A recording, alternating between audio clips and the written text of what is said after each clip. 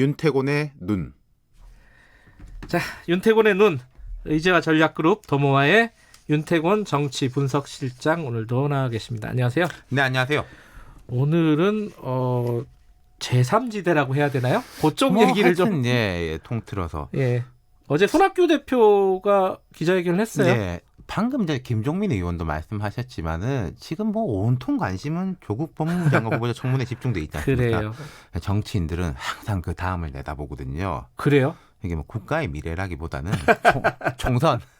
아, 그 미래. 네, 나아가서 뭐 차기 대선까지 당장 이제 총선인데 민주평화당 의원들이 대거 탈당한 것도 그런 맥락이고 손학규 대표의 어제 기자회견도 그런 맥락에서 보시면 될 것 같아요. 뭐 최근 국면에서 크게 주목은 받지 못했지만 어쨌든 어떤 내용들이었습니까? 새로운 건 아니에요. 손 대표는 우리는 새로운 정치 제3의 길을 수행하기 위한 새 판 짝에 들어갈 것이다. 요새 새 판 짠다는 말을 하는 사람들이 많아요. 우리 당이 중심에서는 빅텐트를 준비하겠다.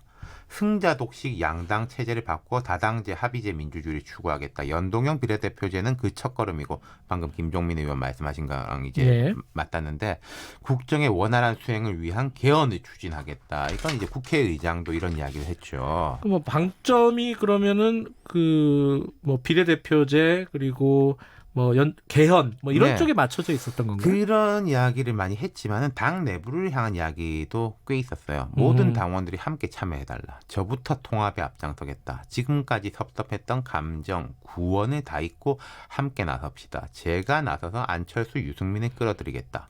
여기 바른미래당이 블루오션이다. 손학규와 안철수, 유승민이 함께 화합해 앞장서면 다음 총선은 우리의 승리가 될 것이 확실하다. 근데 이게 말을 나오자마자 오신환 원내대표는 손학규 대표 나가는 게 1번이다. 그렇죠. 이렇게 반응을 했고 좀 쉽지 않아요. 보이죠. 제도적인 면도 매우 어렵고 안철수, 유승민 두 사람이 손 대표를 중심으로 화합하고 나아가서 빅텐트를 치는 건 더 어렵고 그렇다고 과연 그렇게 되는데 그렇게 되면은 뭐 조금 낫겠습니다만은 뭐 다 잘 되냐. 본인도 어제 기자회견을 한 손학규 대표 본인도 이게 현실적으로는 어려울 거다는 알고 얘기를 한 거겠죠. 하지만 이제 개헌에 포함한 제도 개혁은 이건 뭐 손 대표의 오랜 소신입니다. 그리고 그걸 관철시킬 수 있는 현실적 통로는 일단 바른미래당 내 통합성을 강화하고 플러스 알파 외연 확장밖에 없긴 없죠. 그럼 어렵긴 어려운데 그 길 말고는 길이 없다. 그런 뜻이군요. 근데 이제 말씀하신 대로 오신환 원내대표도 그런 반응이고 싸늘해 보여요. 오히려 손 대표한테 지속적으로 관심을 두는 쪽은 그 민평당에서 탈당한 대한연대 쪽이지 않습니까? 오히려 바깥에서. 그러면은 그것도 쉽지 않지만은 대한연대 플러스 손 대표 또 뭐 바른미래당 내 호남권 의원의 결합 그게 이제 두 번째로는 현실적으로 가능성이 있을 거예요. 그럼 거기다가 이른바 빅텐트라는 이름을 간판을 거기다 붙이면은 명실이 상부하게 되는 거냐? 그건 쉽지 않죠. 그렇죠. 약간 호남이 강하고요. 일단 그런 어려움이 있는 거죠. 그리고 이제 쭉 연장선에서 어제 한국당에서도 토론회가 열렸습니다. 아까 저기 뉴스 브리핑에서 잠깐 언급을 했는데 그 김무성, 정진석 등 말하자면 비박계 의원들이에요. 여기서 김무성 의원은 국민에게 대권주자로 인식되는 인사들과 다선 중진들이 험지에 몸소 출마하는 선당 부사가 필요하다. 그렇지 않으면 내년 총선에 승리하기 어렵다 강조했습니다. 이것은 지금 황교안 대표 쪽의 맥락하고 궤가 다른 거예요. 황 대표는 지금 문재인 정부 실정이 많고 우리가 똘똘 뭉치면은 잘 될 수 있다. 뭐 이런 주장이지 않습니까? 거기하고 이제 반대되는 것이고 그러면서 바른미래당이 됐건 우리공화당이 됐건 통합을 위한 논의를 해야 한다. 거기에 유승민 의원이 제일 먼저다. 유승민 의원이 여기저기서 얘기가 많이 나오네요. 그러니까 나경원 원내대표도 최근에 이런 이야기를 했잖아요. 유승민 원내대표. 그럼 이건 왜 이런 이야기가 나오냐? 지금 황교안 대표하고 한국당 지지율이 떨어지면서 이런 흐름들이 수면 위로 올라오는 거예요. 비박계. 그리고 뭐 말하자면 손학규 대표의 이런 맥락도 여당도 어렵고 한국당도 안 좋으니까 우리한테 기회다. 이런 이야기들인 거죠. 이 맥락을 봐야 된다는 거죠. 그러면은 황 대표가 장외 집회를 선언한 것은 사실은 이런 흐름들이 나오고 있으니까 그걸 막기 위한 거라고 볼 수 있는 거죠. 근데 이게 궁금한 건데 자유한국당 내부에서는 그러니까 뭐 크게 보면은 거칠게 얘기하면 이 양쪽으로 나눠져 있는 거잖아요. 근데 어느 쪽이 더 뭐랄까요 주류나 우세할까 분위기상. 아니 그러니까 자유한국당 내에서는 뭐 아주 김문수 전 지사 같은 분 제외, 김문수 전 지사 같은 경우에는 어제 이 토론회에서 박근혜 저주 1000년 동안 받을 것이다. 예, 탄핵 반대에 다 나서야 된다. 뭐 이런 주장을 했는데 그런 분들은 사실은 극소수고 예. 어쨌든 좀 합쳐가야 되지 않겠냐 이런 것들이 있죠. 하지만 그 합친다는 게 선후가 있지 않습니까? 누구를 먼저 하느냐인 것인데 거기에서 이제 유승민 뭐 의원을 필두로 한 바른당 계열하고 합쳐야 된다. 그런 의견도 많아요. 근데 지금 그 의견을 말하는 것은 황교안 대표의 흐름과 반대되는 쪽으로 보인다는 거죠.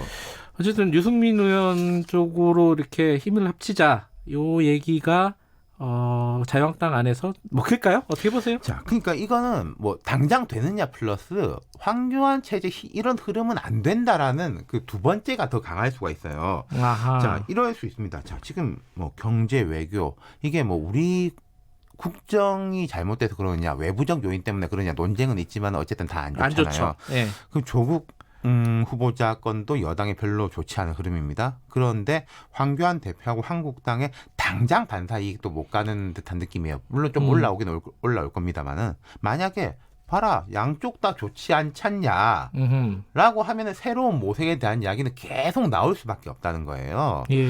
물리적으로 보면은 제 생각에는 한 추석 전후 보십시오. 이번 주말에 장외 집회합니다. 다음 주까지는 할 거예요. 추석 전까지는. 그럼 이게 호응이 있느냐 없느냐. 호응이 별로 없으면은 아니 이대로 되겠냐라는 식으로 흐름이 나올 것이고 만약에 오히려 황교안 대표의 장외 집회 호응이 있다면은 총선은 민주당, 한국당, 양당 구도로 쫙 진행될 것이다.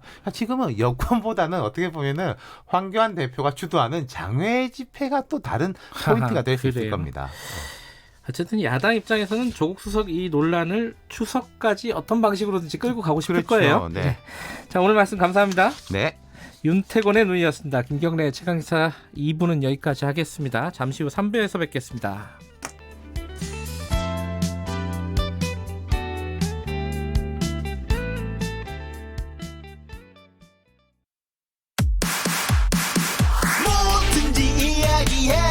안녕하세요. 저널리즘 토크쇼 제2의 날카로운 눈 정준입니다. 깊이 있는 토론, 청취자에게로 열린 소통, 더욱 새로워진 KBS 열린 토론 앞으로 제가 책임지겠습니다. 평일 저녁 7시 20분 저 정준이와 함께 하시죠. 날 이해시키려고 해봐. 서로의 대화가 하나 되길 기대해. KBS 열린 토론. 시사본부는 전문성과 재미가 살아있는 고품격 하이 퀄리티 시사 토크를 지향합니다. 평일 낮 12시 20분 오태훈의 시사본부.